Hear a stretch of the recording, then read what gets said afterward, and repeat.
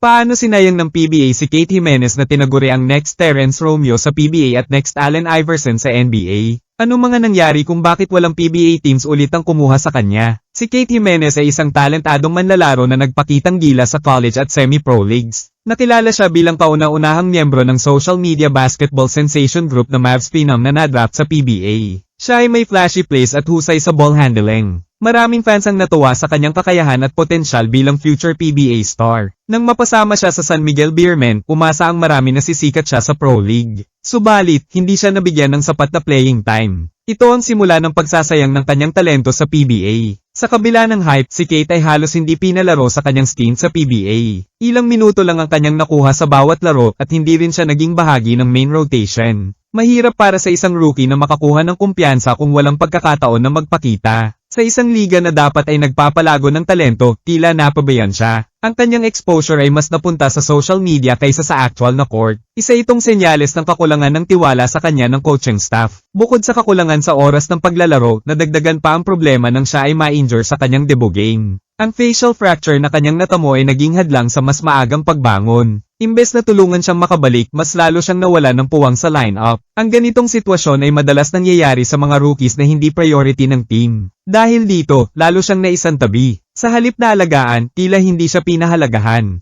Nang hindi na niya matagalan ang kawalan ng oportunidad, humiling si Kate ng release mula sa team. Sumubok siyang maglaro sa ibang liga upang makabalik sa kondisyon at maipakita ang kanyang husay. Sa Zamboanga Valientes at sa International Games, muli siyang nagningning. Ipinakita niya na may lugar pa rin siya sa pro basketball. Ngunit ang kanyang paglipat sa ibang liga ay hindi aprobado ng PBA. Dahil dito, siya ay nasuspinde. Ang suspensyon ay lalong nagpalala sa sitwasyon ni Kate. Imbes na suportahan ang kanyang pagpupursige, pinatawan pa siya ng parusa. Sa ganitong sistema, tila mas pinapabigat pa ang kalagayan ng mga batang manlalaro. Hindi nabibigyan ng second chance kahit may potensyal. Dahil dito, maraming fans ang nadismaya. Nakita nila kung paano hindi napangalagaan ang karera ni Kate. Masasabi nating sinayang ng PBA ang talento ni KYT Jimenez. Ang kakulangan sa suporta, oportunidad, at sistema ang nagbigay ng hadlang sa kanyang pag-unlad. Isa siyang manlalaro na may puso, determinasyon, at talento. Ngunit hindi ito sapat kung walang tamang gabay at tiwala mula sa liga. Marami ang naniniwalang may mararating pa siya sa labas ng PBA. Ngunit ang nangyari sa kanya ay paalala ng kung paano ang sistema ay maaaring makasira sa isang pangarap. Sa kabila ng mga pagsubok, hindi pa rin sumusuko si Kate Jimenez sa kanyang pangarap. Patuloy siyang nagsasanay at nagpapakita ng husay sa mga liga sa labas ng PBA gaya ng MPBL at mga international tournaments. Ginagamit niya ang kanyang social media influence upang ibahagi ang kanyang journey at inspirasyon sa mga kabataang nangangarap din. Marami pa rin ang sumusuporta sa kanya at naniniwala na may lugar pa rin siya sa professional basketball.